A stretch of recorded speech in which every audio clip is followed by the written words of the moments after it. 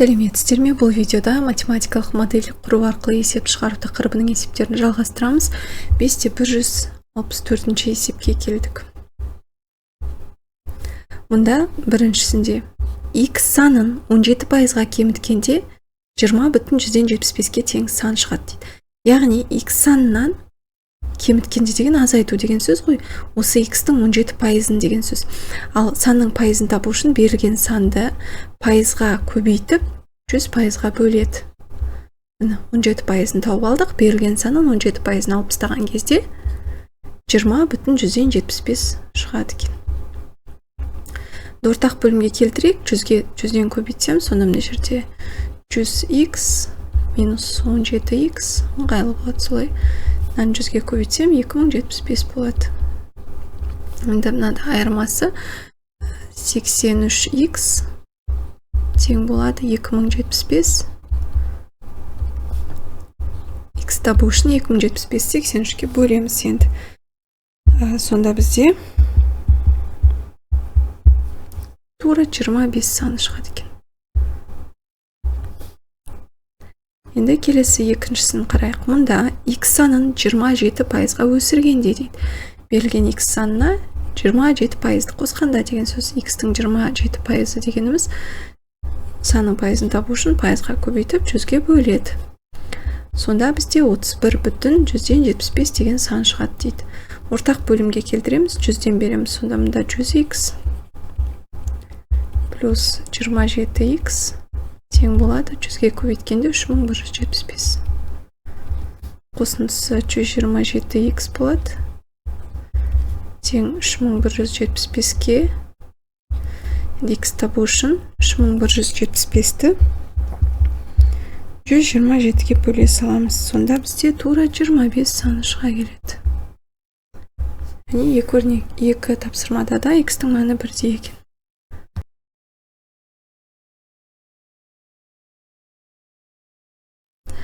Бесте 165 есеп x-тің қандай мәндерінде?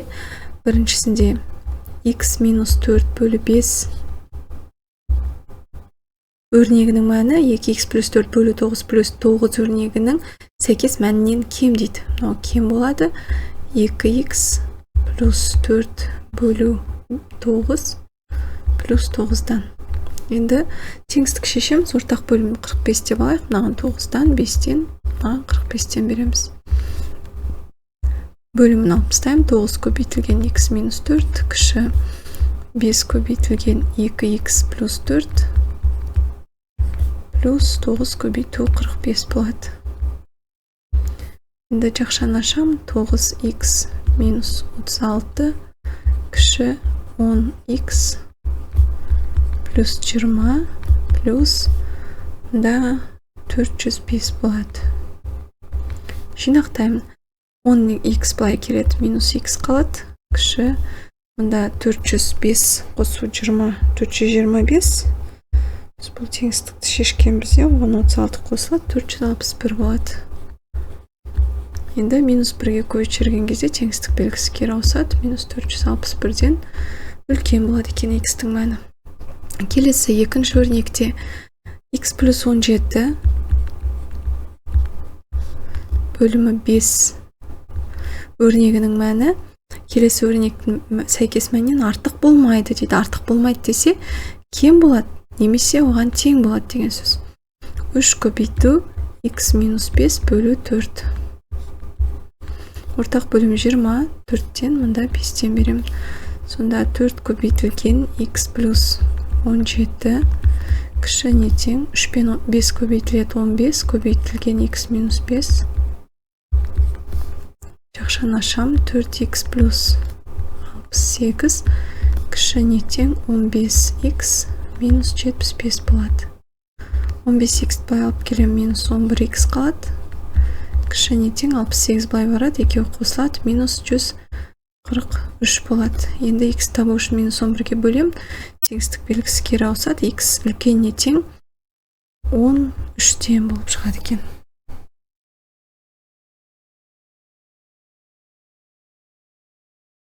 Бесте 166 есеп қосындысы 60-қа тең екі санның бірі екіншісінен 4-ке артық. Осы сандардың үлкенін тап дейді. екі санның бірі екіншісінен 4-ке артық. Бірінші санды белгісіз ғой, x деп алсам, онда екінші сан одан 4-ке артық болса, яғни x-ке 4 қосылады деген сөз, x плюс 4-ке тең деген сөз. Ал енді қосындысы 60-қа тең осы екі санның. Енді жазам x плюс екінші сан x плюс 4 қосындысы 60. Осындай өрнек шықты, енді шешеміз. X-ке x-ті қосқанда 2x тең болады, 60-тан 4 азайтылады, 56 болады. X табу үшін 56-ны 2-ке бөлемін, 28. Ендеше осы сандар біріншісі 28, екінші сан одан 4-ке артық, яғни 28-ке 4 қосамын, 32-ге тең болады екен.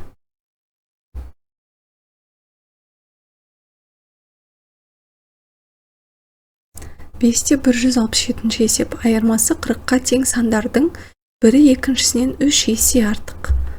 Бірінші сан белгісіз x деп алсақ, онда екінші сан одан 3 есе артық болса, яғни 3 көбейту x-ке тең деген сөз. Айырмасы 40-қа тең. Енді үлкеннен кішісін азайтамыз ғой, айырмасы 3x минус x тең 40 деген сөз. Енді 3x-тан 1x-ті алсақ 2x қалады, ол тең 40-қа. X табу үшін 40-ты 2-ке бөлеміз, 20. Ендеше бір саным 20-ға тең, екінші саным одан 3 есе артық, 20 көбейту 3, 60-қа тең болады.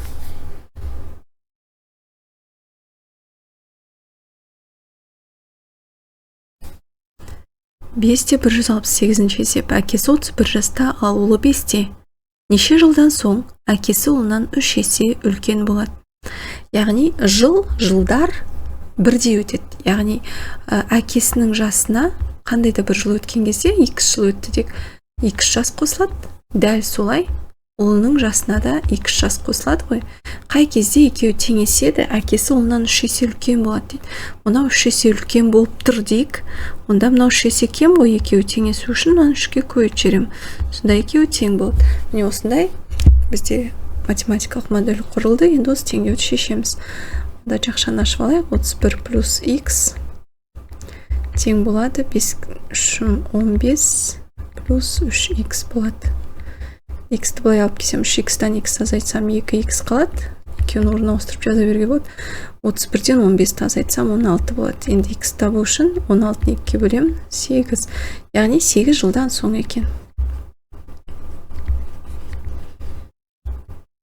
Тексеріп көрейік. Әкесіне 8 жылдан соң 31-ге 8-ті қосқан кезде 39 жас болады. Ал баласына 8 жыл қосқан кезде 8 жылдан соң оның жасы 13-те болады. Ал 39-ды 13-ке бөлсем 3, яғни 3 есе үлкен болып тұр.